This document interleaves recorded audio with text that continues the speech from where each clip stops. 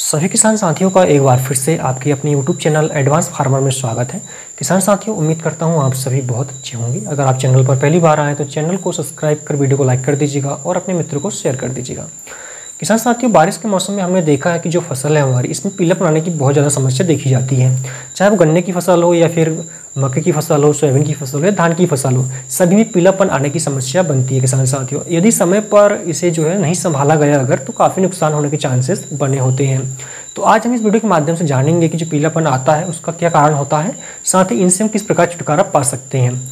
तो किसान साथियों, इसके बहुत सारे कारण हो सकते हैं, जैसे बारिश का अधिक होना या फिर लगातार बारिश होना, इससे भी पीलापन आता है। जो हमने गोबर खाद इसमें यूज़ की है, अगर वो प्रॉपर तरीके से नहीं गली हुई है और वैसे में खेतों में डाल दी है अगर, तो वो गलने के लिए जो है ज़मीन से नाइट्रोजन का उपयोग करती है। जो नाइट्रोजन पौधे को मिलना चाहिए था वो नहीं मिल पाता है और इससे फसलों में पीलापन आता है। इसके अलावा किसान साथियों, फसल में जो रोग होते हैं उसके कारण भी पीलापन आता है। तो हम एक एक करके जानते हैं कि ये जो पीलापन आता है किस तरह से आता है और इससे क्या निदान हो सकते हैं। ठीक है, तो किसान साथियों, जैसे कि मैंने पहले बताया कि ज़्यादा बारिश होने के कारण भी पौधे में पीलापन की समस्या बनती है।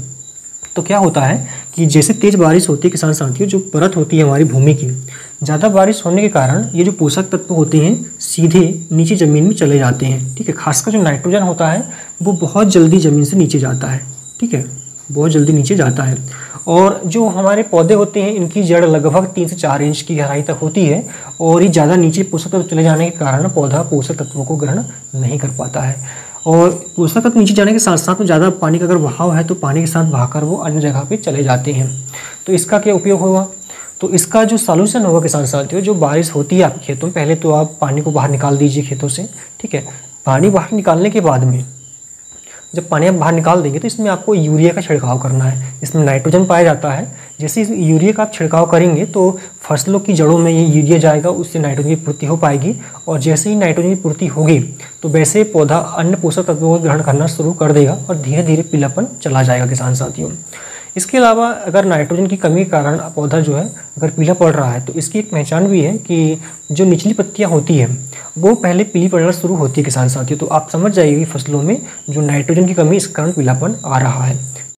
इसके अलावा किसान साथियों, खेतों में जो हम गोबर खाद यूज़ करते हैं अगर वो सड़ी हुई नहीं है तो भी फसलों में पीलापन आता है, क्योंकि जो इसके जीवाणु होते हैं उन्हें अपनी वृद्धि करने के लिए या अपना कैसे पोषण के लिए जो है नाइट्रोजन की आवश्यकता होती है।